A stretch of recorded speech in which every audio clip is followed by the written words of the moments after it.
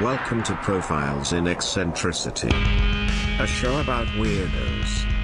With your hosts, John Fahey, Aaron Peter, and Matt Brousseau.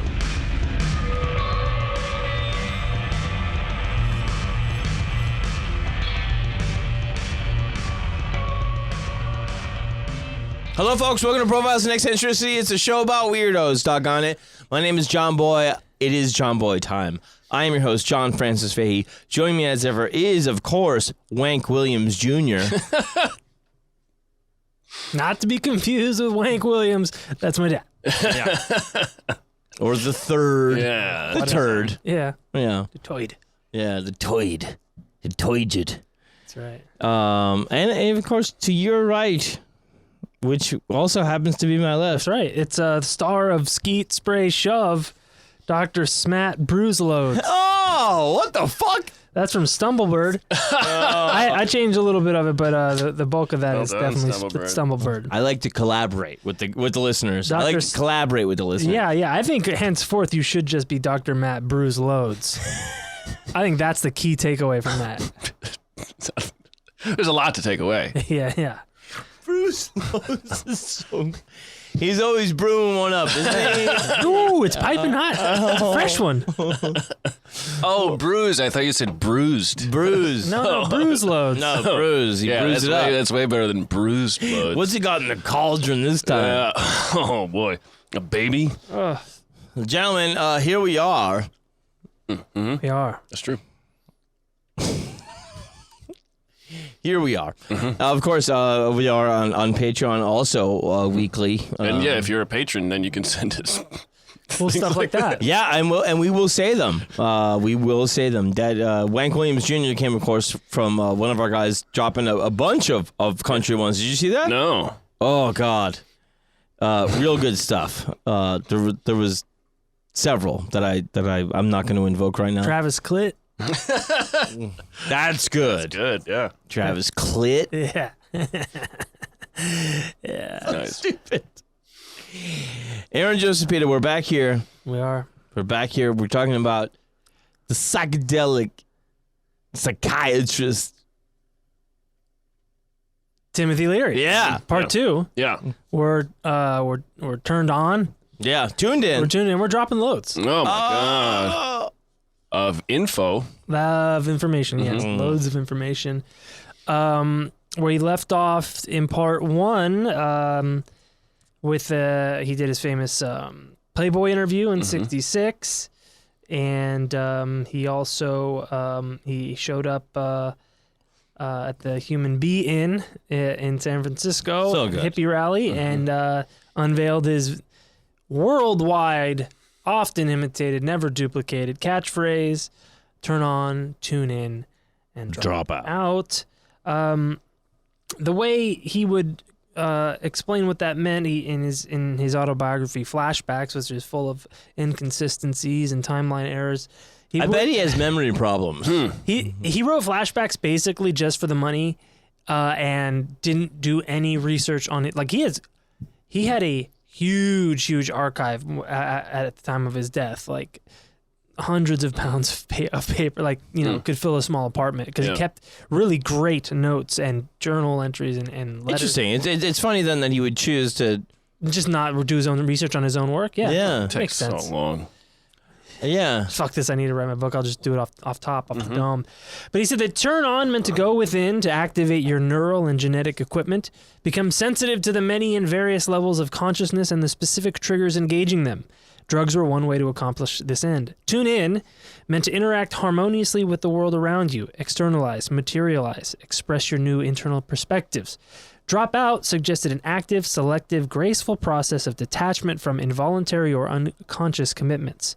Drop out meant self-reliance, a discovery of one's singularity, a commitment to mobility, choice, and change. Unhappily, my explanations of this sequence of personal development are often interpreted to mean go get stoned and abandon all constructive activity. That is also what you're doing when you have a reductive phrase like that. I think all of us would say That's what it means. he's saying specifically jump out of school Or culture. which you can also defend to a certain extent, because a lot of us, I think, feel like learning institutions are kind of just drilling you in with something, and it's not a conversation, Right. which education should be. Right.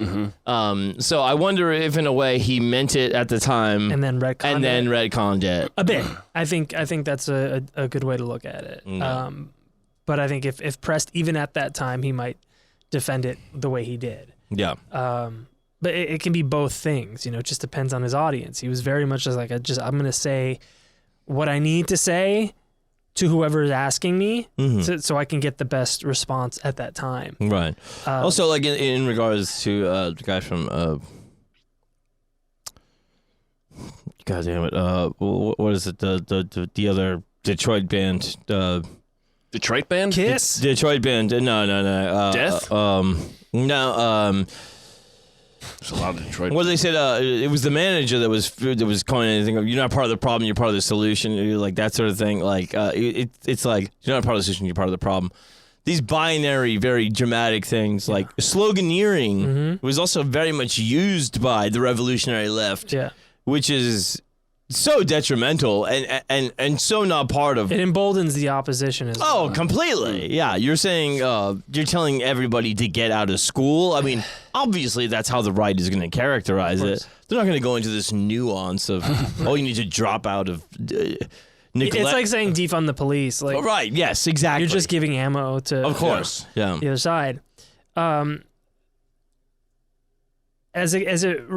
As it relates to saying what you need to say to the people, to the people in front of you at the time, because he was famous for being who he was invited to testify before the U.S. Senate, the subcommittee investigating whether or not LSD is dangerous and should be outlawed. And we did talk about this a little bit in the last one. Oh, that's right, we did. So in that, he was able. Ask the military. Ask the goats. Yeah, there's people you bring up here that aren't from the collegiate kind of atmosphere. Ask the military doctor with the glasses with the swirls in them. Yeah, bring up the Jacob's Ladder people. So they said the intention of this hearing was to better understand the drug use phenomenon, but really it was to stamp it out by making them illegal, right? And Leary said that the challenge of the psychedelic chemicals is not just how to control them, but how to use them. He, implored them to not criminalize psychedelic drug use, which would only serve to increase its usage among the youth and any sort of subculture, while removing the safeguards that he had put in place, or at least recommended, like the set and setting type of situation. This would just now remove all of that. And if you want to make something a problem, make it illegal, right? There's no better advertisement for something than. And there's also a part of that too where you go like, who was the person that you said had the quote of if you're getting the message, hang up the phone. Alan Watts. With psychedelics, once you get the message, hang up the phone. So part of that too is once you legalize it, you go like, you're also getting the thing of like, you only need a little. And legalizing it makes it seem like, you should take as much as you want. Right. And that's not necessarily the case. Right. It should be like, do a little, but also the whole thing is about just expanding your mind and moving out of different colloquial ways of thinking. Yeah. And drugs can be a little bit a part of that. Yeah. But it also doesn't mean drop acid every day. Yeah. That's not the answer either. Right. And when the real way to make something boring and to get it out of the hands of the black market who's making exorbitant profits is to legalize it. Yes. Like what happened, when they with prohibition on alcohol, what happened there? Yeah. Prohibition on weed, what happened there? Now, the regulated market stabilizes so many things. Like for better or worse, when you decriminalize and regulate some things, it can have a benefit to society. Absolutely, yeah. Labels on things. Take this, it helps. How many times have you taken acid? You're like, I don't know, just rip this fucking postage stamp in half and take it. Right. And even now it was like, ketamine clinics, a cousin to psychedelics. Mm-hmm. There's this thing of you can have these guided, K experiences, and they're considered good, for people especially that have certain types of trauma and things like that. Absolutely. But you go like, oh, I can go to a clinic and just take K. Like that's not nearly as exciting as me doing K-hole on Ventura Boulevard. Yeah, me doing it in a hot tub in Tahoe. So Ted Kennedy asked Leary whether LSD usage was extremely dangerous. Leary said, "Sir, the motor car is dangerous if used improperly. Human stupidity and ignorance is the only danger human beings face in this world." And he concluded his testimony saying the legislation should be enacted that will require LSD users to be adults who are competently trained and licensed so that such individuals could use LSD for serious purposes such as spiritual growth, pursuit of knowledge, or their own personal development. And he argued that without such licensing, the U.S. would face another era of prohibition. None of that testimony mattered because in October of 1966, LSD was banned in California, and by 1968, it was banned nationwide. California first. Yeah. Very interesting. Yeah. He would go on, he would be arrested a dozen times by the late 1960s. I guess I could read you. I told you I would tell you a little bit about the kids. Yes, the kids who were also given acid at Millbrook. Here's a quick story here. Jeannie DePrima, she was living at Millbrook as a youngster. She said, "I remember my first trip with my mother quite vividly. I must have been 8 years old. Apparently, she gave me a small amount, 10 or 15 micrograms. If you're gonna give a child LSD, that's just perfect." Because I giggled for 8 hours straight. I was so happy. Had a mild intoxicating effect with very light hallucinations, and I had a great time. Lots of love. I was bonding with her, meaning her babysitter, bonding with Alan Marlowe, bonding with the stars and the trees. It was your quintessential good acid trip, never to be repeated. Wow. Dan DePrima moved with her family to Millbrook. Everybody there had to take acid on a regular basis, like once a week. And that included the kids. I remember it being poured into glasses from liquor bottles, and God only knows how much was in it. Yikes. Yeah, that's not ideal. After my second trip, I didn't want to do it anymore. From then on, they dosed me once a week for a year. Fuck. More than 50 trips. I don't remember one good one except for the first one. Wow. Just like, he's like, I don't know if I want to, he's scared of food. Well, being dosed too, like it being dosed is not good set and setting. No. Yeah, it not being your choice. I mean, I have had a bunch of terrible trips. It was usually just because I hung out with shitty dudes, but I also took it, but if somebody was just going like, here you go, bleh, like you're like, oh well, now you're a fucking prisoner now of you just psychic hellscape. You just ate some broccoli and now you're fucking. Also, it was Pat Brown in '66, and Reagan would be incoming in the '66 election. That makes sense. On the weekends, Jeannie DePrima recalled that we would get these guys up from the Pentagon in their suits and ties, full regalia. We get them to try acid. I would go into the kitchen and find everything that couldn't kill you and mix it up all in the blender. It tasted vile, as paprika and hot sauce, but it looked like a chocolate shake, and I would walk around the halls with this sweet little angelic face and say, "Are you tripping? Oh, would you like something to drink? Here, have some chocolate milkshake." And I would watch their faces convulse, and they would look at me because everything was supposed to be good and happy, and here was this cute little girl that were about to puke their guts out. Oh my God. In terms of payback, it was all I could do at the time. Damn. A little rascal, huh? Yeah, a rascal. So he... Maybe not the best method to debate. No. I mean, if that stuff's happening, you can see why people go like, maybe we shouldn't legalize it. Legalize it. Yeah.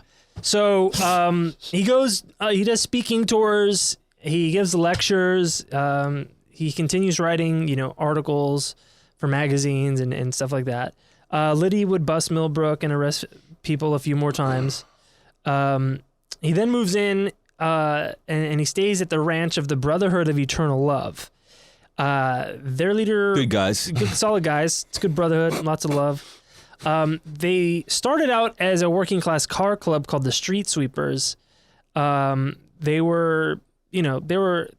was started as a commune by John Greggs, But by 69, they were just like a straight up manufacturer of LSD and importing hashish. A lot of those people would end up getting arrested or fleeing the country, but still like huge drug trafficking. And they would foot a lot of Leary's bail or legal bills going forward, or organize fundraisers and festivals in his name.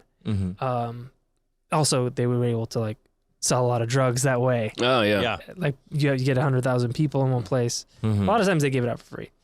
The day after Christmas in 68, he decides to take a little road trip outside of the ranch for a while. And he gets pulled over in Laguna Beach by a young police officer named Neil Purcell, who, Orange County local, good guy. Well, solid guy. He was, how did he start? He was he served for 7 years on the police force, eventually becoming part of a plainclothes vice squad, narcotics, and special assignment felony unit working to, quote, entice and entrap cruising homosexuals hustling the beaches. so he had to suck their dicks. He had a real hard on for busting dudes. Yeah, busting dudes. Likely, Purcell planted a couple of joints in the ashtray in the stop. He arrests everyone: Rosemary, Jack, Tim, Susan as well, I believe.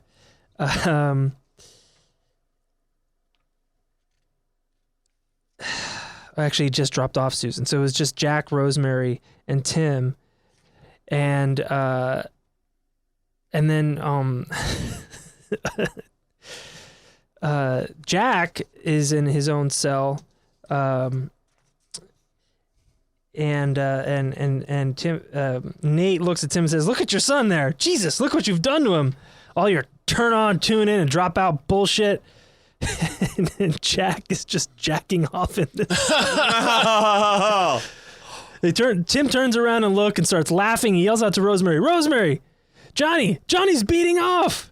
He's just bored with all this stuff." And Neil's like, "He's just bored? He's jacking off." Yeah. So he's just jacking off in the jail cell. Yeah, he might be a little nutty. No word. That's probably not a. Well, I don't know if he might have been nutting. Oh, God. The Brotherhood lawyer, George Chula, bails out Tim and Rosemary. Jack has to stay jacking for a while. You can't bail him out until he finishes. Yeah. Legally. Your Honor, my client. That would be coitus interruptus, Your Honor. I was also thinking of the manager of the MC5. That was the band I was thinking of. But yeah, it was also one of those things, very much like 69, 68 era, that thing of like White Panthers and all that stuff. That was with the, you be part of the problem, you be part of the solution. Right. Like that's if you're not with me, you're against me. Yeah. Good binary. Solid. Mm-hmm. Good. Yeah, things that have no areas of gray that you want to. So Tim and Rosemary don't show up for their bail, for their hearing. So warrants are issued for them for skipping bail. On the day of Jack's scheduling to appear in court, Tim makes a giant wanted poster for Jack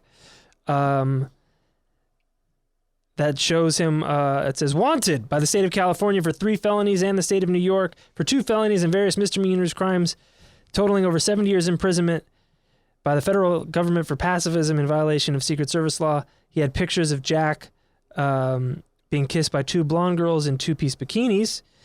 Next to alias, Tim listed Buddha, Krishna, Son of Light, Silent Jack, Adam, and Christ. Describing Jack as being 19 going on 77, conceived 2 billion years ago by a thunderbolt in the Precambrian mud. Tim called him an apprentice Buddha, retired all-star junior league baseball player, full-time searcher for his loving mate. He is the perfect symbol of our anguished age, a young man forced to become, against his will, a classic heroic figure of our times. Ask a copper psychiatrist and they'll tell you Jack Leary is crazy. A sad case of a fine mind ruined by bad parental upbringing. Where is Jack Leary, and what are we all going to do about him? It sounds like we're going to fuck him. Yeah, God, I hope. Buddha's cool with that. I mean, he's 19. Yeah. Damn. His warrant... That's a hell of a dad to have. Dude, it's... Yeah. May 6th, Jack Leary appeared in court in Orange County and the warrant for his arrest was dropped. Tim and Rosemary left Berkeley to go back to the Brotherhood Ranch. His 30-year sentence in 1968, his 30-year sentence was overturned by unanimous decision of the Supreme Court. A bunch of news cameras show up to the ranch, and outside of his teepee, he announces his run for governor of California against Ronald Reagan. Fuck. Notorious law upholder. Yeah. And he fucked that monkey, too. Remember that? Oh, Bonzo? Bonzo, yeah. bedtime. Bedtime, Bonzo. Well, You know what that means. Better pull out that kung fu grip. No, Bonzo. That's Nancy, why don't you show them what they gave you that nickname for? Oh, God. Throat goat. The throat goat's chiefing down a chimp. Hey, Bonzo, she can't just say no. And she loves it. Tim would later say to the reporters that the incumbent was an undistinguished movie actor who did not conceal his disdain for the poor, the blacks, the hip, the Latinos, the women, the students, the liberals, the young, and journalists. It is also worth noting at this time the Reagan of the gubernatorial era was an angry man. Mm-hmm. Angrier than you could even say Nixon was. He was in the thick of the culture wars, and his own son was like, people don't remember. He's like, my dad was. Yeah, people remember the jelly beans, like the presidential. Yeah. He's like, when my dad was governor in California, Law and order. it was characterized by rage against this sort of thing. Mm-hmm. Really, And his son was gay? yeah. Mm-hmm. Did he have AIDS? No. No, Rock Hudson did. A lot of people did. No. But his namesake was. I mean, I don't even know if he came out, but I just saw him being interviewed by Miami Poolside, and I assumed. Never been. I don't know if you ever came out to the public or anything. I was just like Miami Pool. Yeah, he didn't need to. Tim said the central issue of the psychedelic experience is the erotic exhilaration. On the West Coast, 12-year-old kids are fucking righteously and without guilt, very poetically. The average 15-year-old has explored... Wait, where again? Right here in the West Coast. And no guilt. The average 15-year-old has explored most single and many multiple ways of sexual expression and is ready to go to a more tantric path. This is, I think, the key to the generational gap. Most 17-year-olds have had orgasms longer, deeper, and more complex than their ancestors. The older generation just can't stand this and therefore repress it. And so, this is him again, just going, even though he had this kind of muted appearance in the Senate subcommittee hearing, for which a lot of people in the counterculture were like, what the fuck, Tim? You had this chance to be like, fuck all you hoes, get a grip, motherfuckers. Instead, you're like, it should be regulated. I mean, granted, that's probably the better way to go about it, the way he said it in the Senate. But he did catch some flack from the counterculture on being a bit of a sellout there for them. But as soon as he announced his run for governor, he's like, kids are fucking, that's awesome. All you old people don't know how to fuck. Got to give these kids drugs so they can show you how to come longer, harder, more. Wow. Okay. Yeah, no, real quick. Mm-hmm. So we got to say, there is that thing, like, I mean, this is going to come up in some of my profiles soon, but there's this thing of like, in the 60s, 70s thing, and especially people coming out of, just hardcore kind of like philosophy, especially post-war, of being correct and the way things should be. Once people discovered that was bullshit and rebelled against it, then they also thought everything that's not what they say is true, and also that that's not it either. Right. there is a middle ground Yeah. between the left and the right. You know what I mean? Between, like just absolute anarchy and, Eisenhowerism. You know what I mean? There's something in the middle there, but at that time they were just going like, oh no, everything is on the table now. Right. And you go like, no, it's actually not. Like, there's some things that should be controlled, so I think he had the right idea by being like, introduce things incrementally and let's have a method. yeah. And also it's so much like the left to immediately accuse him of being a fucking A sellout. Yeah, you can't win. No, never. So he part of his platform was to pledge to eliminate all taxes for the sober, industrious, conventional person.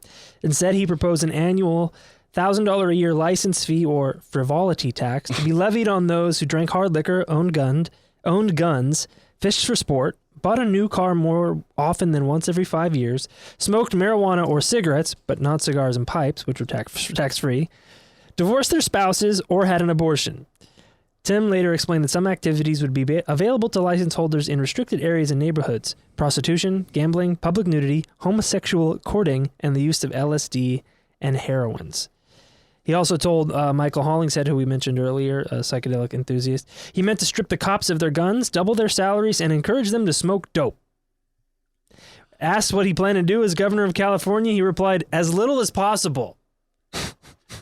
He's like leaning libertarian now. Yeah, this is one of the most unelectable. Yeah, and he was convinced he could win platforms. 33% of the Democratic vote. For California, though, that's interesting because at the time you go like, okay, well, maybe it would pull some libertarian stuff. Sure, maybe. But yeah, no, those sound like almost universally bad ideas. I don't know if they were back then. I think this was all publicity. This was really this was running on on principle to get a message out. The message is we are a menace. I think. Yeah, I mean, a lot of people would look back. What year? What year is this? 66. Yeah. So this is gonna run straight into the silent majority with Nixon in '68. They're gonna look at this guy and be like, do you know there's people that are seriously running for office that are saying like the cops need to smoke dope? Yeah. We'll pay and them not more. have guns? Yeah. And meanwhile, the people that do have guns will have a frivolity tax? It's frivolous. Yeah. Yeah, shooting people. And there's areas for prostitution, frivolity. gambling, and homosexual courting. Homosexuality. Courting. Around this time, the Hitchcocks, his buddies from Millbrook, bankrolled some chemists to synthesize 10 million hits of Orange Sunshine. The Brotherhood would hand out 100,000 free doses in a day at one of these festivals. Jesus Christ. And started their nationwide distribution. Tim would meet with Jimi Hendrix and producer Alan Douglas to record a campaign album, which was kind of like revolutionary in terms of like sampling and just being weird, not ambient, but like, it's not a fucking 3-minute track. No. This one's called Live and Let Live. You can be anyone this time around. Right.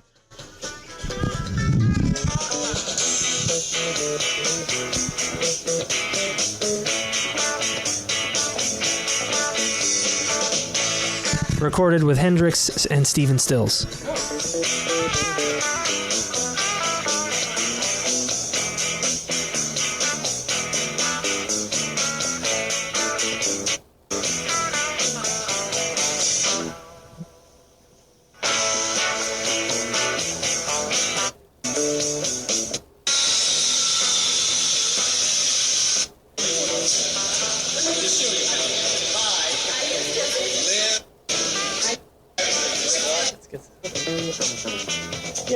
It just kind of goes for a while. Black kids legs crossed, pure method. Aim of the game is these shamans. Talking about shamans.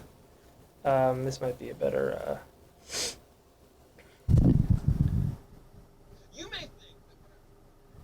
It's an ad.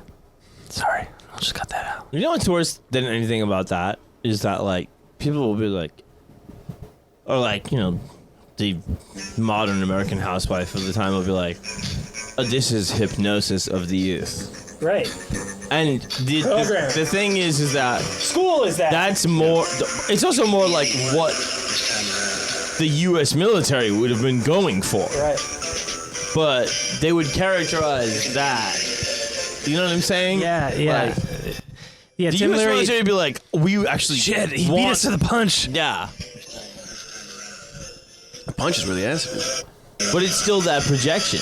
Yeah. You can be anything this time around. You can be God this time around. Just blaring it out of a loudspeaker as a car Yeah, drives you'd be through like, town. you can be the sex god with a 10-foot erection having sex on a cosmic beach this time around. It's just a bunch of that for about 10 minutes. Yeah. And there's some other songs in there we can save for another day. None of that seems real great. That doesn't- It's all promotion. It's not life-changing music. John and Yoko would invite him to their Give Peace a Chance sit-in, and they asked him how they could help out, and maybe they could write a song, or Yoko could scream something. maybe hammer some nails into some wood. And Tim said he told John Lennon that he could write a campaign song for him. That would help me out, John, if you would do that. That'd be good. And Lennon asked what the theme should be. And Tim said, my campaign slogan is come together, join the party. And then John would go on to write come together. No way. Right now. Over me. Mm-hmm. Which is hot. It's brewing. He got juju eyeballs? Yeah. Mm-hmm. Oh, Eggman shit. Then a girl named Charlene Almeida on LSD drowns at the Brotherhood of Eternal Love's ranch. She dives into the water, hits her head on the dock, and she drowns and dies. Damn it. Diane Linkletter, daughter of Art Linkletter from Kids Say the Darndest Things, she dumped to her death from her 6'4" apartment in West Hollywood. Art publicly blames Tim for her death, although her autopsy would not show any LSD in her system, but this gets a lot of negative press for him. He would testify for the defense of the Chicago 7, because he was tight with Abby Hoffman. Mm-hmm. And then in 1970, he starts trial on those for some federal charges of transporting less than half an ounce across the International Bridge in Laredo. He was faced with 20 years, and his lawyers had him waive any defense, and he was found guilty in 10 minutes. And their lawyers were telling him, we're going to win on appeal. We're going to win on appeal. Don't worry about it. So he's, the sentencing for that was delayed so that he could face trial with Jack and Rosemary on the Laguna Beach bust.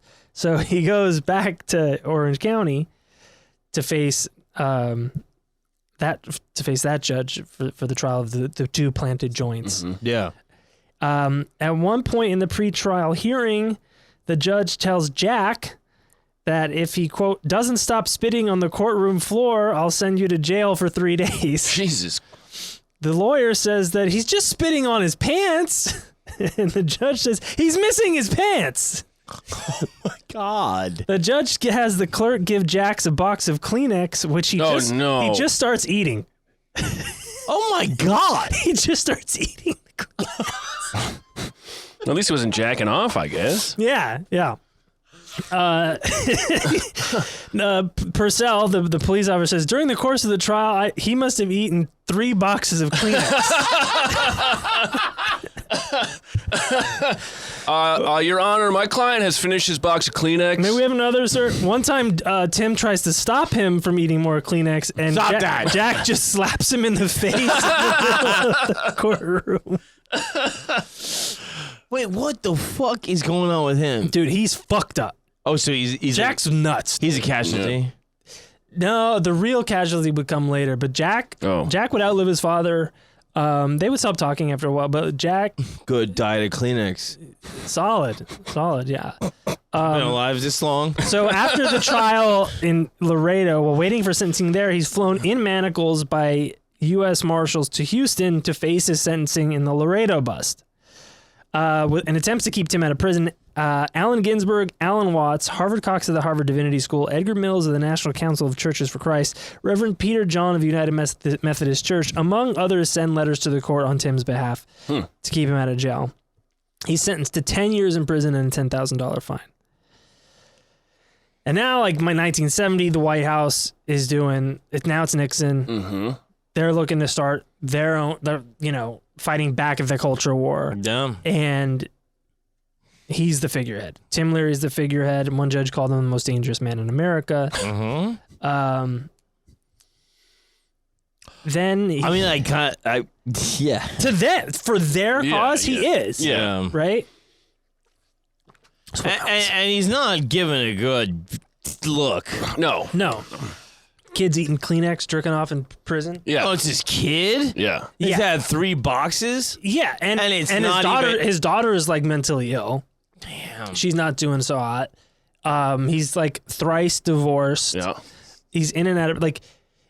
As far as poster boy for what could go wrong, to what they otherwise, it's a perfect foil. It's a perfect villain for Nixon. Yeah. Because he goes, look, this guy, he grew up, he went to Catholic school, had a Jesuit education, PhDs at the ass, taught at Harvard, and then what happens? Start taking Starts acid. taking LSD, then what happens? He says- He's got 3 fucking ex-wives, his kid's jacking off in jail, eating Kleenex in the courtroom, spitting on the floor, his daughter's fucking who knows what. Like, it's a cautionary tale in their eyes. Yeah, right? absolutely. It's a perfect Oh, yeah. villain for them. It is. It's a scary movie of the week. Yeah. Yeah. He's sent to Chino State, where basically they take prison inmates who were just entered, and they classify them for either minimum, medium, or maximum security. So, part of that test is a psychological exam. Well, this psychological exam was basically based on his book. Wow. So he takes the test in a way that made him seem normal, non-impulsive, docile, and conforming. Great job by the. Quote, my vocational test revealed aptitudes in forestry and farming together with hopeless incompetence in clerical tasks. So he's classified for like the lowest security. He's sent to the West Wing of the California Men's Colony in San Luis Obispo. It's club fed. It's got color TV, golf course, swimming pool, no wall. Wow. Like it's got one kind of wall, but like some of the they're called dorms and they're called cells. They don't have doors. So here he plays handball and does yoga to get in shape. A few months later, he climbs the roof, shimmies a telephone wire to a telephone pole, gets over the wall. He had been working with the weathermen. Weather Underground. At that time, the weathermen, which become the Weather Underground. And the plan to get him out of the country was called, I think it was called Plan Juju Eyeballs. Wait, really? Yeah. Whoa. Yeah. So the weathermen smuggle him out of the country. There's a whole thing where like they have 2 cars. They get he waits out on the road for like hours and hours, waiting for like the right car to come by. They pass him a few times. He eventually gets in the car with these 2 girls. They change the clothes. They put those clothes in another car which drives south. They drive north. He gets a fake passport. They shave his head, put glasses on. He shaved it so he has like male pattern baldness. Put these big glasses on him. They change his name. You're Tanya now. He goes to Algeria, where the Black Panthers take him in, and he lives with Eldridge Cleaver. Whoa. The hopes were that it would unite the hippies, the lefties, and the Panthers. It didn't really work out that way. You don't say. Yeah. Yeah, the Panthers lied to the Algerian government or left out the fact that Tim Leary was white. I don't know. Algeria had like just 15 years earlier fought a war with France. Like they don't like white people, and understandably. Yeah. They're like, And so- we can't wait for this white guy to show up. Right. Yeah. So like they told it like, oh, this guy's he's a professor from the United States. Yeah, He's they're ready being- to sell him out right away. Well, they pitched it to Algeria like he's a part of the cause. He's one of us. He's being persecuted by the colonists of the United States as whatever, and that's how they sell it to Algeria. They leave out that he's white, and then just like a bunch of weird shit happens there. Eventually, they kidnap him and Rosemary in a way. The Algerian government? No, the Panthers. Oh. Like they take his passports and stuff. They take both of their passports. Then he makes some contact with some people in Denmark to go over there and do like some lectures. He kind of tricks the Panthers into giving their passports back so they can cash some checks. And they get on a plane and they fly to Denmark, but they have to stop in Geneva. And they meet this guy, Michael Hochard, who is like a hotshot, very connected former arms dealer. And he just pitches to them like, oh, stay in Switzerland. It'll be like everyone's cool here. Like, and they're like, yeah, but like, they love an arms dealer. You know, we're not hot on that. Like Switzerland is still part of Interpol and has an extradition treaty with the U.S. Like Algeria didn't, you know. But anyways, like they take chances and they stay with this guy. Switzerland also might be kind of a, judicial. No, you're right. You're right. Yeah. Like it's a gamble there. Like if they really decided, if they wanted to, they could let the U.S. extradite him. Yeah. But they also do have like much more liberal laws in terms of drugs and thought freedom. But this guy, Hochard, is like a real fucker. He's an arms dealer. Yeah, and he's real connected. And like he basically saw Tim as a potential cash cow. And he makes Tim like sign the contract. They're like, oh, you're going to write these books and I'm going to take X amount of dollars before you get it. And Tim's like, huh? And so one day, Swiss police show up, arrest him, throw him in jail, and check out but like, it's all very friendly. It's not like a super nice jail, but they give him. Oh, it's like Suge Knight with Vanilla Ice. No, it was all good, man. Just give me the money. Yeah, pretty much. Just come on. Come on. He had his I says, baby, like, Yeah. I need that. Yeah. Come on. I want that. He had his own cell with a metal toilet bowl, metal table, a bed with a mattress, 2 blankets, a pillow, and sheets. That's nice. But then when he laid down, when he first got there, some guards came in with a large carton heaped with food, wine, books, and stationery. And then they came in with more boxes. And it had loaves of French bread, 2 kinds of salami, a bag of gleaming waxy apples, several tins of Danish meat delicacies, 6 boxes of cheese, camembert, Liederkranz, Gruyere, boursin aux herbes, mule du pape, and brie. A golden brown roast chicken wrapped in silver foil. Wow. There was also a carton of fat, juicy shrimp and 1 shredded lobster. Liverwurst and crackers, mayonnaise and mustard, a chocolate cake, and bars of Swiss chocolate, a giant bottle of fresh orange juice, and 3 bottles of wine. Saint-Emilion, a Mouton Cadet, and a Pouilly Fouisse. A carton of Gitans, sans filter the cigarette. Remember when I said it was nice before any of that showed up? 10 books, including the 10 books, including the Pentagon Papers. 2 packages. No! Yeah. Which had just come out. Yeah. Amazing. 2 packages of envelopes, 1 for airmail, 1 for regular mail, 7 boxes of the finest stationery, a ream of onion skin paper, a package of carbon paper, and perhaps the most important of all, a portable typewriter. Damn. So this was basically like, you're in an ivory tower, write these books because I'm taking that money. Wow. On some advice of a few other people, Legal counsel? Yeah, he fakes a heart attack while walking in the prison yard. And my heart. the Swiss were like, yeah, well, since what you were in prison for in America would just be a fine here, you can go out. Fine. They let him out. Dude. The Swiss. Swiss.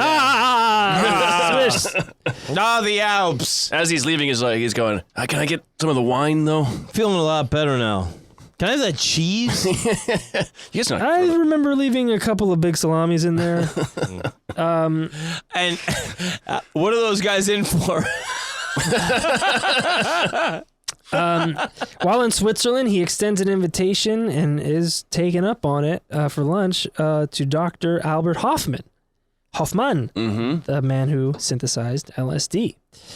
And Hoffman said about Tim That my most serious remonstrance to Leary, however, concerned the propagation of LSD use amongst juveniles. Leary did not attempt to refute my opinions about the particular dangers of LSD for youth. And he objected to great publicity that Leary sought for his LSD and psilocybin investigations, etc. So on and so forth. Never meet your heroes. Rosemary would leave him in 1971. They had tried. Sad. Yeah, she had like fertility issues, and she had some like procedures done in Switzerland and in a few other countries in Europe to kind of like where she had a few windows to get pregnant, and because he was in and out of jail or seeking the limelight so often, he missed those opportunities. And she left him.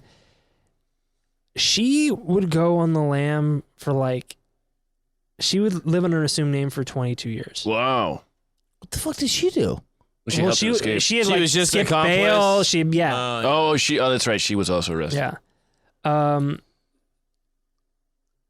Switzerland would formally deny a U.S. extradition request for him. Bought him like 6 months there. He starts working on his next book called Confessions of a Hope Fiend, which is a take on Aleister Crowley's book Confessions of a Dope Fiend. He gets a big advance for that. That's my Crowley impression. Yeah. And fucking and taking shits. He gets a $250,000 advance. That money was divided as follows. An Argentinian playboy who introduced Polanski got 10%. Gene Gutowski got 20, and a distinguished New York literary laureate named Alan Schwartz got 10. Hochard and I were supposed to split the remaining 60. As it turned out, I got about $40,000. Hochard stole the rest. I paid Walter Clark $10,000, sent $5,000 each to Susan and Jack, and bought a gleaming golden Porsche and a room full of high-tech stereo equipment with the rest. Wow. Jesus. I'm talking high tech. Yeah. He was so stupid. He would meet, he met this woman named Joanna Harcourt Smith. She was nuts. She was young and hot. Partied with Keith Richards. Started in like castles in Europe. Nice. Doing a lot of coke, a lot of LSD, a lot of jet setting. She had claimed that she had been sexually molested at the age of 9 by the family chauffeur. Her mother heard this and called her fundamentally evil, telling another of her many lies. She slashed her wrist for the first time when she was 12. On her 14th birthday, she lost her virginity in Cairo to the 19-year-old son of Egypt's Minister of Culture. Stealing 20,000 francs from her mother's safe, she ran away with the boy only to be caught and deported to Lebanon. She, while attending school in Beirut, she became a well-known television actress and newscaster. Cool. At 16, she had an affair with a French singing legend, and becoming pregnant with him, aborted his child. Jesus Christ. Oh, she had a hell of a life for like 8 years. Yeah. Can we take one quick break? Yeah. All right. Be right back, folks.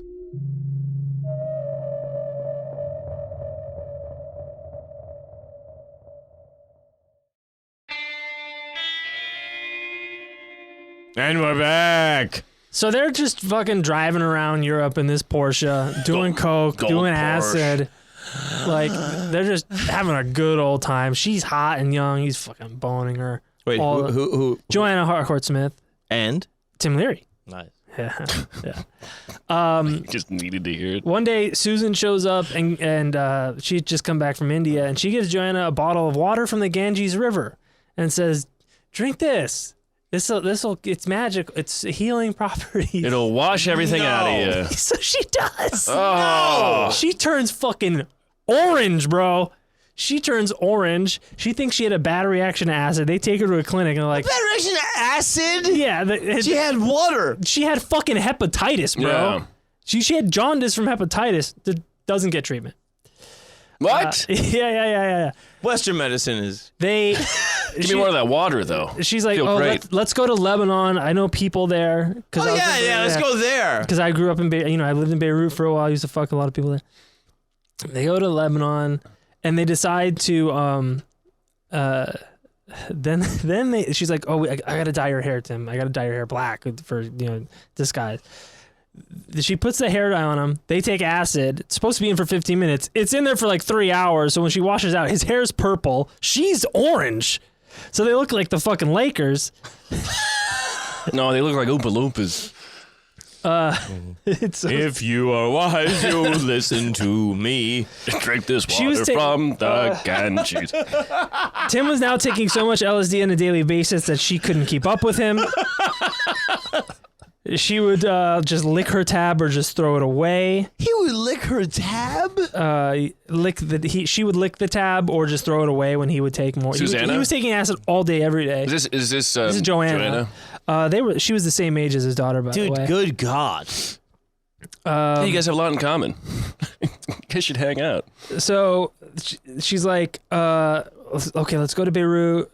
And then I also know, That's what you want to do on acid. yeah. And then Beirut, please. oh, and then like, let's go to Afghanistan. I know that the guy there, he's like basically the king. And they're not going to they can't extradite you in Afghanistan. So they go to fucking Afghanistan. No. Cool. Meanwhile, he's taking pictures, like on airplanes, like reporters are like, hey, Tim Leary, take it. So pictures get taken. That gets circulated to the press. No. Nixon finds out, Well, we got to do something. gets flight manifest. Damn it. And he gets extradited. They get From like, Afghanistan? they send a dude. Oh God, what's his name? Oh, C. Gordon Titty. No. They send this dude, Burke. They sent Terrence Burke, who meets them with an Afghani policeman. They take their passports and it goes, Burke's the name, dope's the game. And they're like, he thought he was a legend. You know how he had like a 20-hour flight, and that's the best he could do. Oh, dude. And then he flew back with him. They flew first class in a 747 back to the United Sick. States. They're drinking and fucking on the plane the whole time. Jesus. Yeah. Not Burke, but Tim and Joanna. Yeah, Burger's going, I do not approve. I should have said sex was the game. Peeking behind the curtain. Wow. Shit. So he's sent to Jackman. Folsom Prison. And when he... Folsom? Folsom, yeah. He's sent to Folsom Wait, what Prison. year is this? 70... Is Johnny Cash 71? sing- I think it's Johnny Cash 71. singing to him? 71 or 72. Yeah, there's a man out there that Yeah. teaches some things. Yeah, she's still orange, by the way. She's still... Yeah. It's pretty tan. So on the inside. Yeah. he's in Folsom. the train.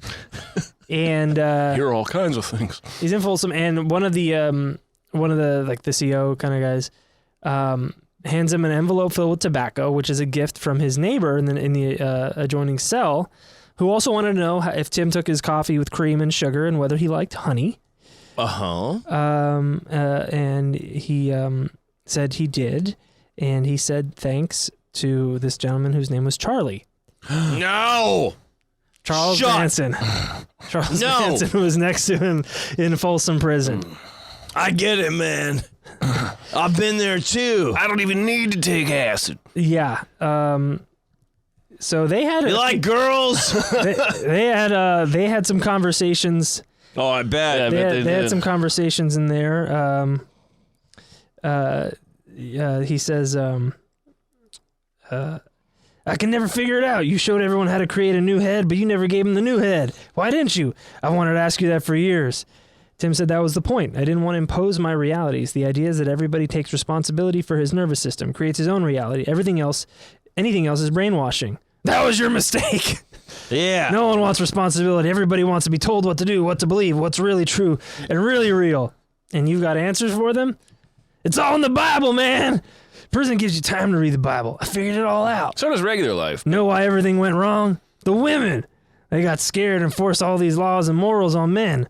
What does the Bible say in Revelations? They're the cause of evil. Evil has to be killed. Only a few are to be saved. And then Tim just asked, how do you feel, Charlie? No, Not good. I feel bad.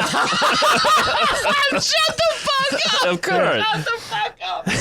I got the rawest deal in 2,000 years. Sure, I laugh at it most of the time, but the pigs got me good. I can't write letters. I can't get visits. They got me completely cut off.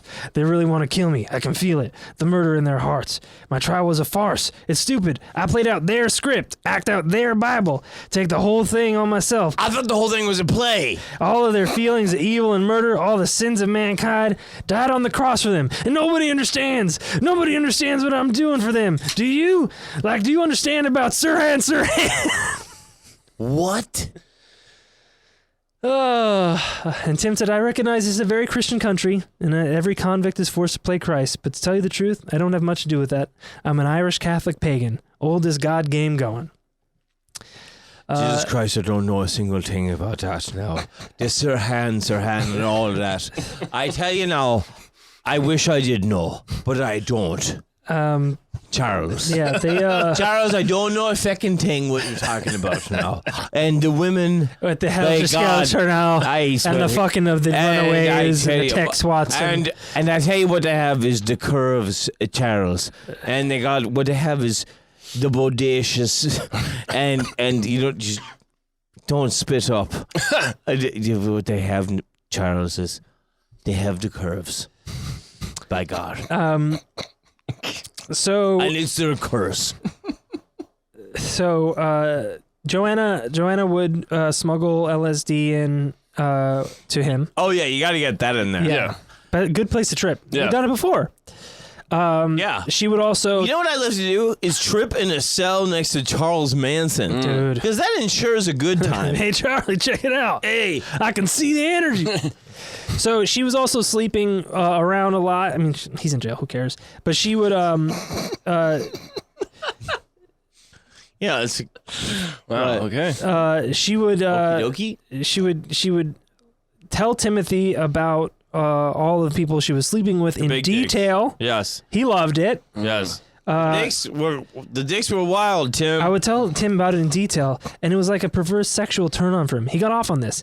As a good little French girl, I was very aware that I could keep a man by doing this, and that he was trying to control me sexually by letting me do what I wanted. Just it was also clear to me that the sexier I dressed when I visited him, the more status he had in prison, so I would search for the skimpiest little thing I could get away with. Dressing for the visit was an absolute sexual ritual, and the prison visit itself was simulated sex. It was very sick. Cool. Got that, man? Cool. So Gotta meet some French women.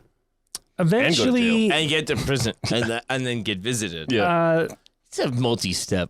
Tim would basically start working with the DEA and informing on some of the people that helped him escape.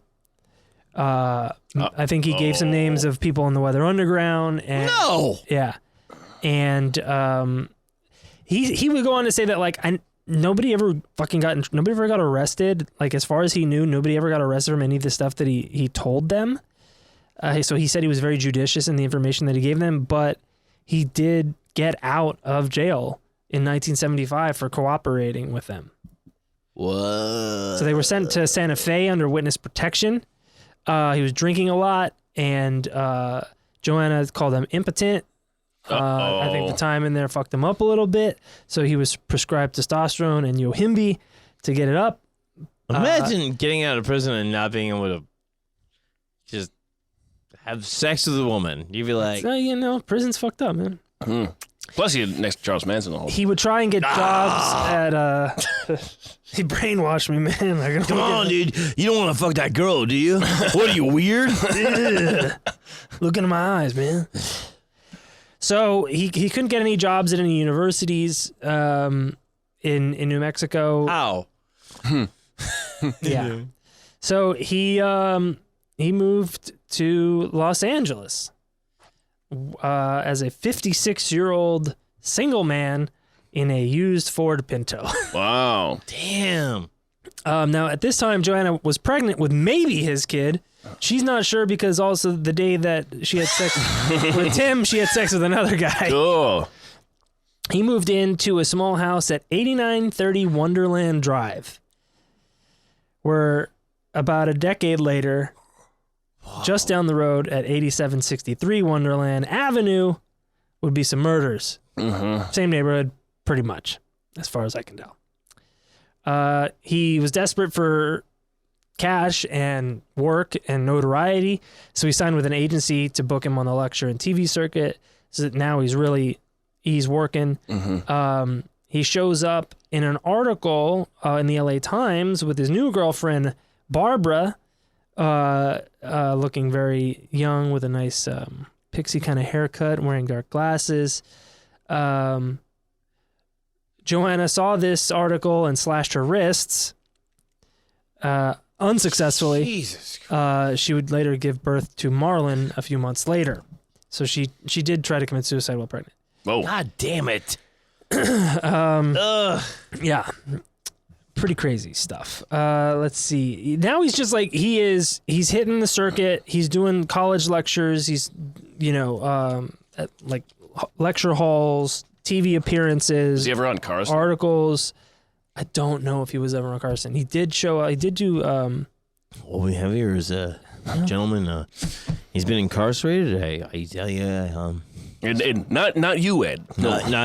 Yes, not a drunk tank, Ed. I mean, this guy he did hard time. We have he's a talented young gentleman, a former collegiate. And we have a chemist of sorts. It's Timothy Leary. Here he is. Oh. So he would write some articles for Hugh. Some letters to Hugh Downs, saying that cocaine is a bad drug. Sucks. But his friends would be like, "Yeah, we like it. I can't get it up with it." He had told his friend was like, "This is hypocritical." As he was at Tony Curtis's house, and Curtis had offered him a gram of cocaine in the garage. Tim snorted the whole gram to show Tony Curtis that he was bigger and better than him. Jesus Christ. God bless us. His friend would say that I don't think Tim was homophobic, but he did not have the most positive feelings about homosexuality because of his friend Ram Dass, Richard Alpert. He told the most heavy-duty gay radical that gayness came out of his genes and acid liberation, and suddenly, out of nowhere, Tim shows up on the cover of The Advocate, describing homosexuality as a genetic mutation, a positive benefit of the race. Tim enlisted his friend to join him on a bus to Disneyland for the first gay night in 1978. Quote, he paraded around Disneyland waving and carry on like he was Captain Gay. Which is your favorite superhero. Yeah. Yes. That is, I think, actually the only true... superhero? Yeah. Then he started taking MDMA, which was legal. He took the drug with Barbara. I kind of get the impression he spent more time on drugs than off drugs. Yeah, I mean, it's also like the cigarettes he was smoking, you count that? Oh, yeah. Those he was drinking. Yeah, and also just the idea of, like, I think these guys really thought, like, oh, I need to invest more time into being fucked up on all these drugs. And he's in LA in, like, the 70s, and he thrives on that social scene. He's super charming. He's a narcissist. Yeah. But also, like, the idea of being like, I'm the one to be the risky person with chemicals. Oh, yeah, he's the high priest of LSD, the Pope of Dope. Like, that. These are things that, like, that's what they called him. I mean, so if you're So you are expected to go bigger, harder, stronger, longer, harder, faster, Yeah. like, people are expecting you to party with them. Yeah. And he didn't say no. And to be like, also, the lifeguard in a way. Yeah. Being like, I'll tell you, you can make. They call them an expert at that mixing many drugs. milligrams? Oh, you're fine. Like, that sort of shit. He started doing, quote, stand-up philosophy at Bud Friedman's Improv.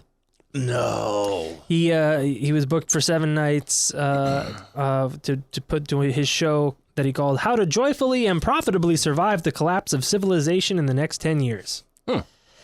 And then... The thing about orbs is... And when you're fucking an orb.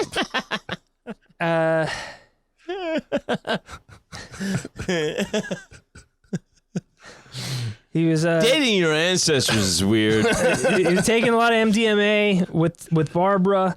He would later write that the use of MDMA sometimes resulted in what he called the instant marriage syndrome. He noted the report of someone having seen a bumper sticker in Boulder, Colorado, which read, "Don't get married for 6 weeks after ecstasy."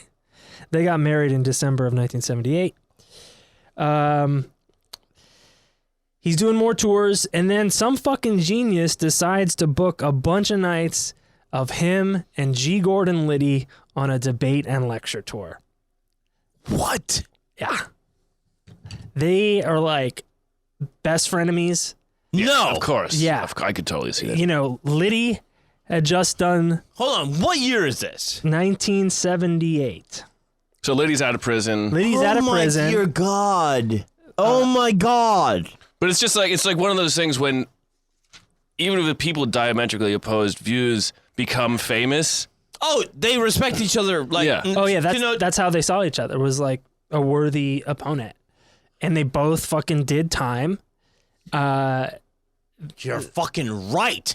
Oh my God. Yeah, so they both knew what it was like, and they they are and they were out around the same time. they're outcasts. Yeah, Like- pariahs. Like, you know, Pariahs on two sides of the aisle. Liddy to Hunt in the whole thing of White House plumbers. Yeah.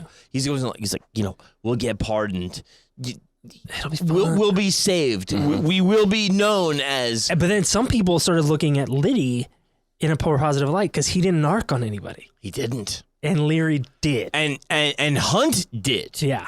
And yes. So like they're I guess I could pull up one my clip God. if I can find the clip here. They a film was made. I mean, really. I mean, they were selling out places, bro. This Yeah. was super Oh, of popular. course. I think they went on Broadway. I think Andy Warhol hosted one of the shows. Liddy was listening to Hitler speeches in his house. Gordon Liddy got over his fear of rats by killing and eating one when he was a kid. Yes. Huh? Smart man. That's how I got over my fear of frisbees. He was listening to Hitler speeches all the time in his house. Like, the guy is Psychopath. but it makes so much sense that he goes, anything that is extreme is more familiar to me than any kind of like sellout shit. So I understand him looking at Leary and being like, oh, okay, I get it. You're also a psycho. Well, the purpose of Operation Intercept, and it was not as advertised. It was to seal the border so as to create economic guys want. And what we want is, we'll give you all the Mexicans want to ingest all that junk and whack themselves out. Going after the use of Vietnam that you were using in Mexico. Don't poison the children. And it didn't work, did it? No, So- it did work. It did work. That's how we got the sure. Paracon program. So this is Tim. This is Tim and Liddy in the back of a car, just talking shit to each other. Gordon, what movies have you liked this series? I just saw this Road Warrior, and it's really good. It's your kind of really movie. good. You're one of the fathers of the punk movement in this country. I'm not sure I understand what the punk movement means. It's a compliment. Okay, because it means what it went when we were in the joint, you know, and I had to punch you in the mouth.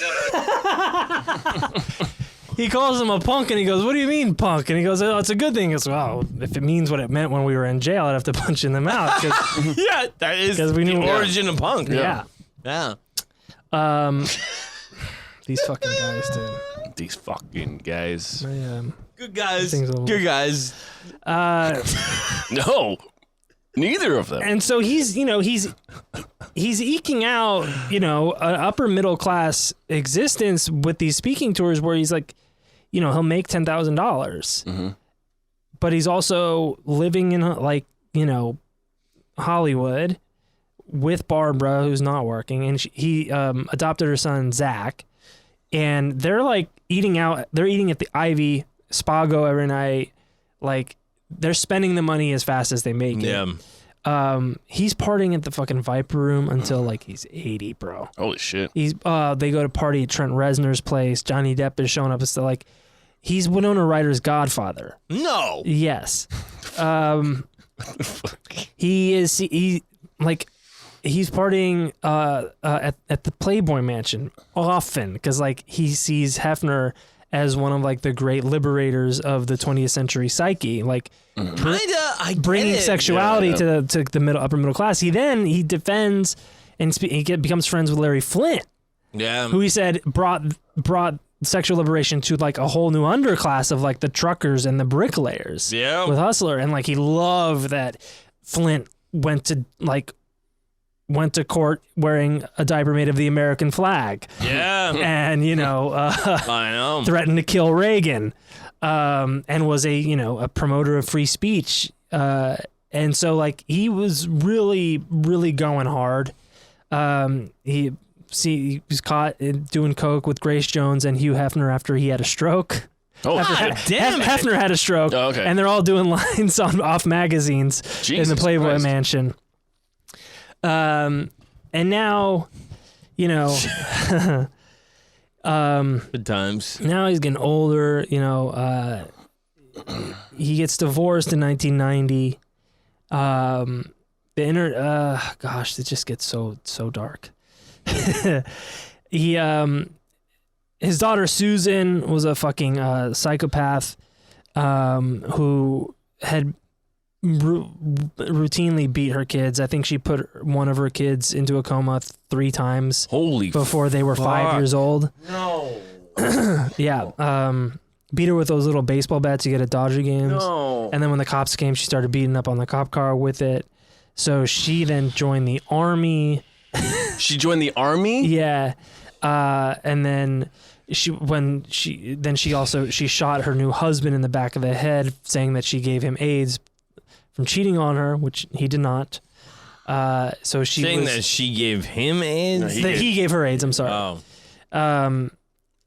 So she was tried for attempted murder. Mm-hmm. And Damn it. She was discovered in her jail cell hanging from her shoelaces.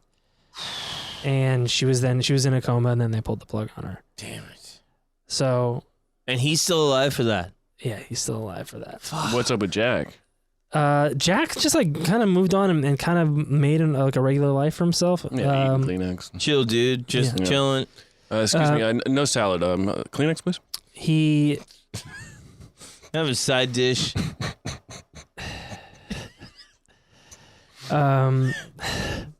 you have any light allergen tissues? What kind of Kleenex would you recommend?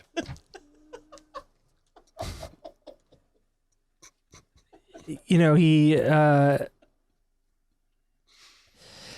partying. He's going to Lollapalooza. He's taking more Is drugs. this Tim or Tim? Okay.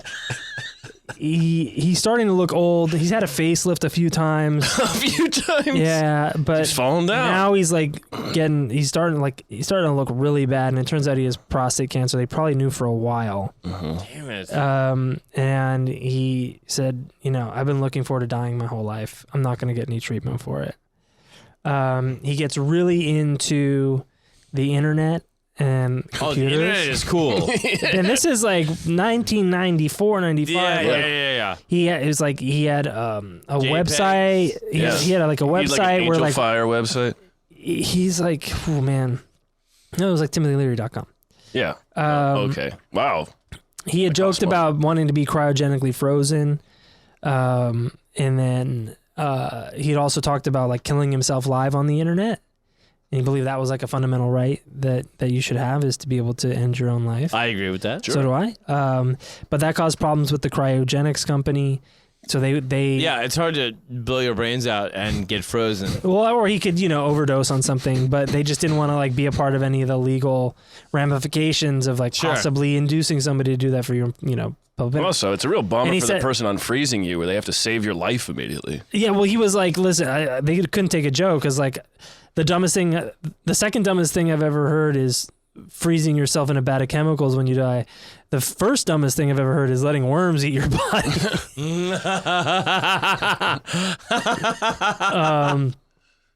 So Yeah. Just letting these fucking little tiny critters get you? Oh, come on. They didn't earn it. You stupid? Feed me to the elephants. How about the future? Yeah.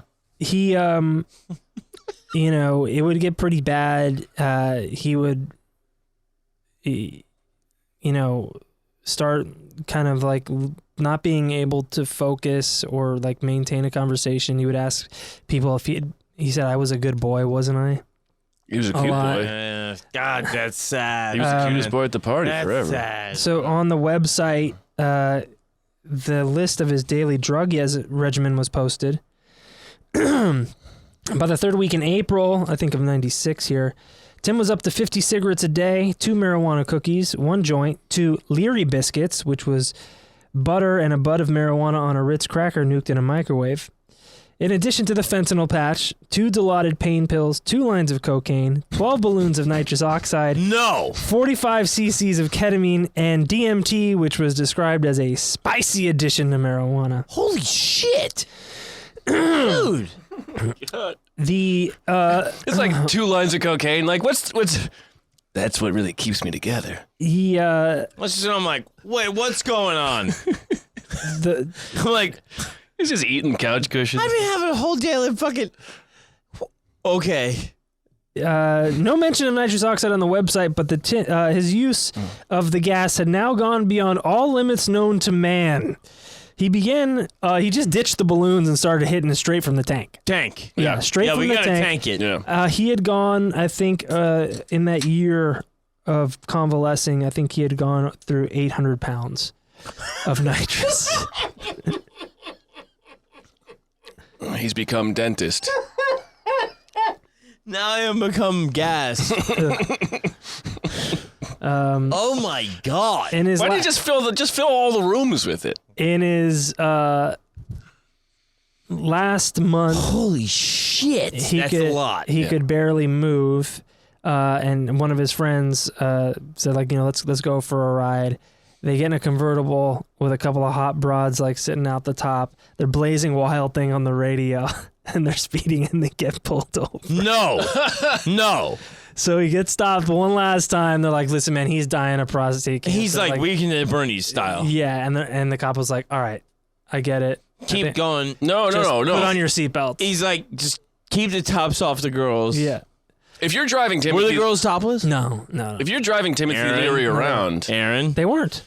I saw the video. No, but Redux. In my head, they're topless. if you're driving him around though, that's a controlled substance basically. And you're telling the cop, you're like, well, this no, guy's dying. And he goes, all right, man, just Sit down and put the seatbelt. put the seatbelts on, but zoom around so this guy can in the hit the jumps. in That's what I'd the say. in Do the- 360. so much K. they were Yeah. trying to shop a movie around for a while back in the late 70s, and Jack Nicholson was attached before, Right, that's before he right, got that's some better scripts, and he said, Easy peasy. "Who wouldn't want to play Tim Leary? He's gone everywhere, done everything, fucked everyone." 3 weeks after guess that Jack. last stop by the police, he dies. His last words are, why not, 50 times, and then just beautiful. Wow. And he goes. 7 grams of his ashes were launched into space along with Gene Roddenberry's. Wow. It orbits the Earth every 96 minutes. Wow, Oh, cool. Shit. And the rest of him was covered in acid and fed to Everyone. everyone. I think Wolverines, yeah. No. And that is the life and times of Timothy Leary. I didn't realize he fucking lived so long. Yeah, he was an old man. Damn. That guy was, I mean, basically, I think he's eccentric. I consider him one of the most centrist people of all time. Measured. Yeah. Yeah. Well, he did measure. He did seem to keep a lot of records of like how much drugs he was taking. Oh, Well, Aaron- his archives were a matter, like, they were trying to be confiscated by the feds for a while. They moved around. I think now they're in, maybe the New York library, but they were sold for like $900,000. Yeah, I imagine. Yeah. Let me tell you something. Okay. Are you ready for me to tell you something? If you can pronounce it. Nothing I consider more important is the opinions of my boys. Your cum chums? Yeah, my cum chums. Oh, nice. Was that okay? And It's underneath. I'll tell you. Hear me now and listen to me later. Okay. All right. Aaron, I think you have some experience with looking into some of these fellas that are on the periphery of Timothy Leary, and I want to know, after doing this dive, I mean, what is your takeaway? What do you think? About Tim? Yeah. Gosh, I think, that the phrase that in that part 1 where it's when there's 2 dogs on a bone, Yes. if one dog drops it, the other will drop it too. It's just like that push pull. I think that applies a bit here. I think that the establishment and Tim just kind of had this like feedback loop on each other. Mm-hmm. Like when one push, the other push back harder just to make a point. No. And I think in that case, both of them never got to any kind of like real lesson. No, they didn't. And they didn't really listen to each other. Yeah. I think that the establishment was really, really shaken by, the late 60s, like 68 and 69, 67, all of that really shook them up. And they tried to clamp down really hard on this, cultural virus that in their eyes. But without that, you weren't going to get all this great art and music and outside thinking. I mean, you didn't want to be stuck in the fucking 50s for the next half century. Yeah, and it allowed people to, even if they are in a place where they're feeling physically cut off from things or physically not allowed to, get bigger than the place they're in, they could still then go and expand their minds. Yeah. What do I think about this guy? I mean, he was brilliant, and in his later interviews, he's like, I don't want to talk about drugs anymore. Like, I have more important things to talk about. I think he called the computer the LSD of the 90s. Mm-hmm. He was very big into cybernetics and what the internet and computers would do, and he really advocated for space travel. He's like, we got to get off this planet and not move on, but like expand. And he really wanted people to like take control of the organ that processes reality for them and use it better. Yes. Very quickly. Yeah. I'm going to say something. People, I go to the cinema quite often. The cinema. And people will say to me, they'll be like, and you've seen Barbie, and they'll be like, and people that haven't seen it, that are going to see it, they'll be like, is it this really political thing? And I go like, no. I go like, it's mainly a fucking comedy and this very absurd reality world. Yeah. And I realize that's what the media has told you. The media has played up. They've told you this.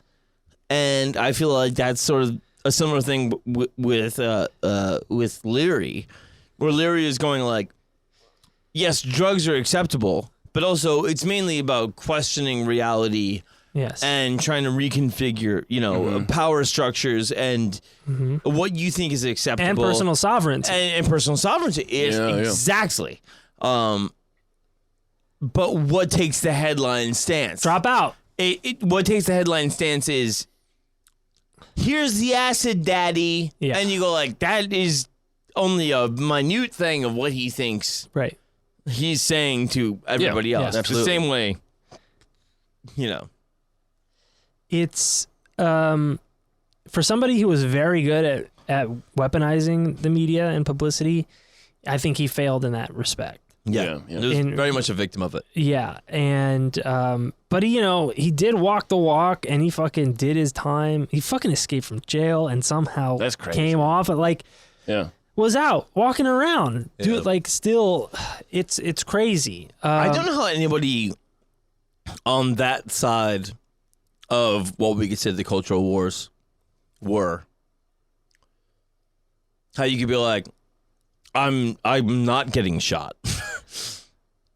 It's kind of crazy because he would have very much, I think you would agree, been a focal point of like, if we could pinpoint. Well, he'd become a martyr. A thing, yeah. Well, yeah, but he did, but he didn't actually pose to the people who are assassinating people. He didn't actually pose. Yeah, he was more valuable to them as a figurehead. You're right. That they could demonize, as Yeah. opposed to a real revolutionary that would right. Like MLK, RFK, because Malcolm X. with someone like Martin Luther King Jr. Like he's to the people who hate him, he's transforming their beliefs in society and their livelihoods. Yeah. But for Timothy Leary, if you don't do the drugs, then you don't have to subscribe to it. Yeah. It's also, part of it is too, is that what we always say about the left is like, the left is always more fractured. So even amongst the left, people are going like, there would be people among the left that would be like, that guy scares me. Yeah, absolutely. Like I don't want my. Well, I mean, kids. Pat Brown he's a Democrat. Yeah, A governor. It's funny, like G. Gordon Liddy would say, like, I think in the movie about their tour, I think he would say, like, you know, as far as, you know, the people who come to listen to me and the people who come to listen to Tim, I prefer talking to the people who came for Tim.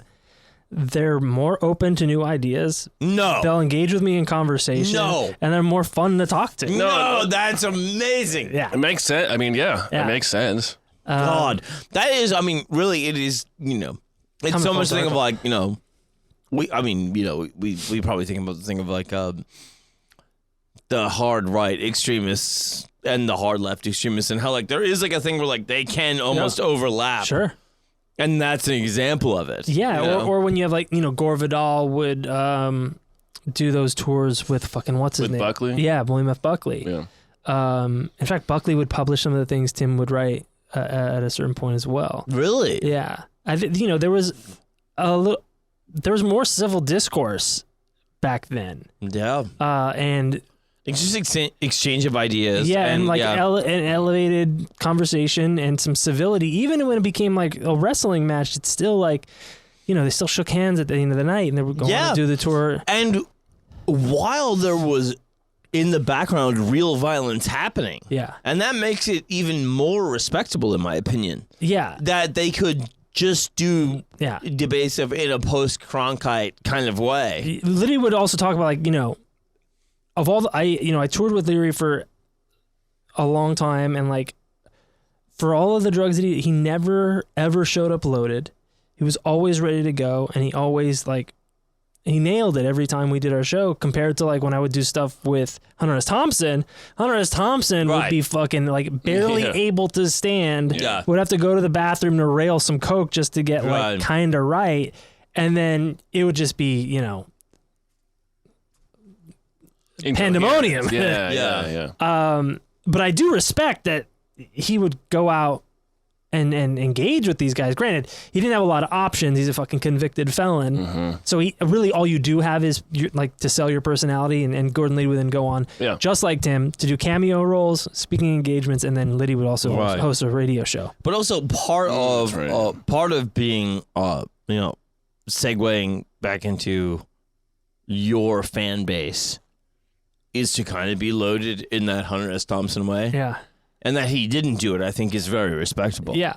He really did want to have like conversation. Real debate. Yeah. Yeah. That is, I mean, very respectable. Yeah. And he was really very, very, very smart. Yeah.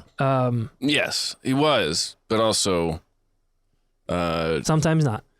Well, you know, I think getting caught up in the act of doing the illegal drugs and overvaluing acid in such a way that he's giving it to his kids. Yeah. You know, he basically used his own kids as test tubes. He knew that he failed as a father.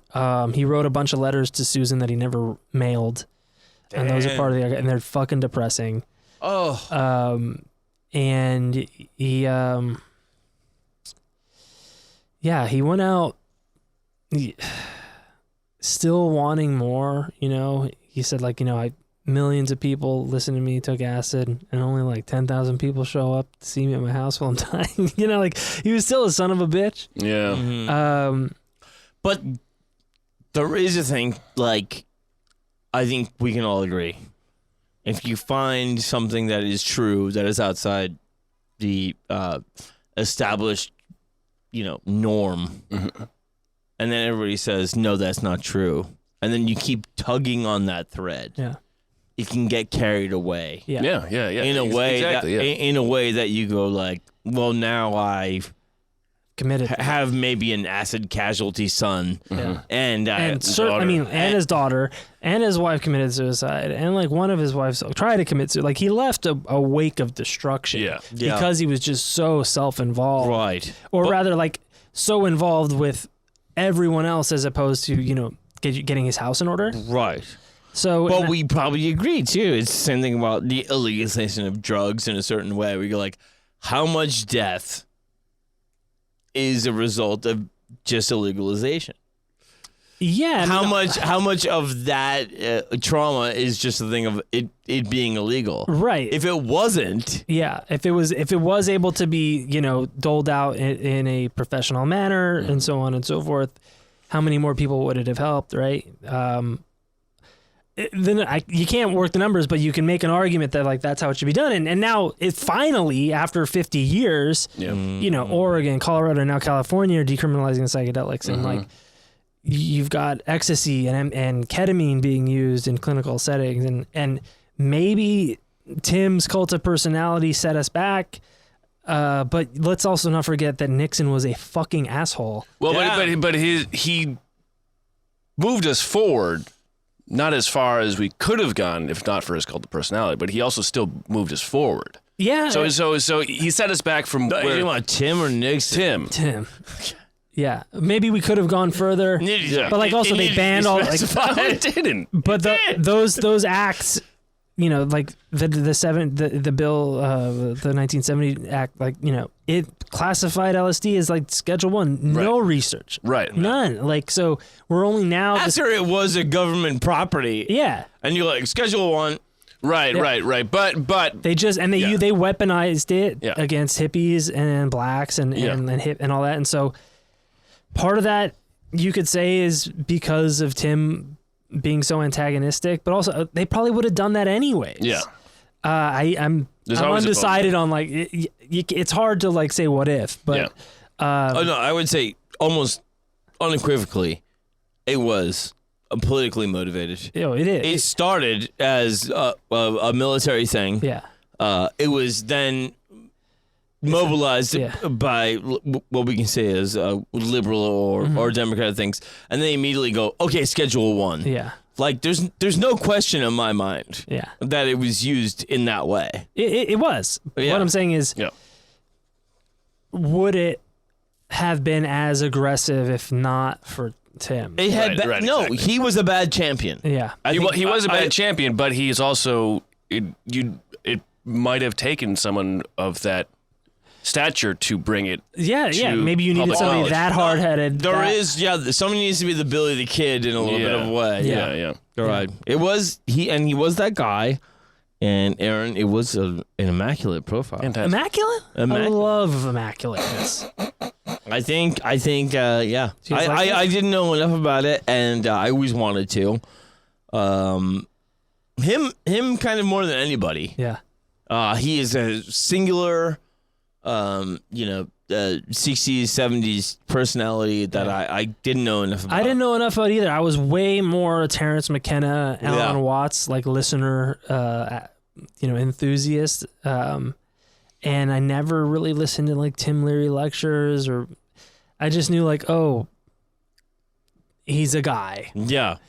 And then, you just find that he was just kind of like this Forrest Gump character. Yeah. Of just being in with everything over a half century. Yeah. And he didn't start taking psychedelics, he was like 38. Yeah, that's great. He had a whole lot. Like, if I started now, and that's when the Act 2 of Timothy Leary's life started. Yeah. And he became this whole other thing. It's just, it's crazy. Yeah. It's crazy. And that adds different aspects of it, too, where you go like, can we trust this guy enough because now he's an old man? You know what I mean? Like, he's part of the counterculture, but he's like, he's not a youngster. Yeah. Yeah. And also, shout out to Jesse Repick for mentioning it. That's right. So I brought it to Aaron. That's right. Thank you very much, both of you. And you too, John. Yeah, Yes. you too, John. I love you boys. You too. Aaron, immaculate job. I love it. Thank you very much. I was very, very, very educated in this. I really did not know enough, and now you know too much. It is a thing where I go like, it's almost the 60s in that area can be a thing you don't want to explore because it's like almost like traumatic in a way we don't realize. Yeah. And he's one of those characters involved in it. He lived it. Yeah, he was this in a way. He was the '60s. Yeah. especially going to jail and then fleeing Yeah. and all that kinds of shit. Doing drugs, fucking, going to jail, Yeah. Yeah. Really, my only knowledge. somehow coming out unscathed. Yeah. Really, my only knowledge was that I did the Weather Underground thing. I knew they broke him out. That's Yeah. all I knew about Timothy Leary, other than he was some kind of acided intellectual. Yeah. And that was an excellent profile, and I appreciate it. I hope everybody feels the same way out there in podcast land. Gentlemen, handsome Matt Brousseau. Hi. Yep. Goodbye. Matt brews loads, And and you drink them. Autoerotic Octavius. Hello, Peter. Gentlemen, let's say goodnight. Okay. I'm going to say goodnight. My name is John Fahey. My name is Aaron Pita. Matt Brousseau. Good night, everybody. We love you. Good night.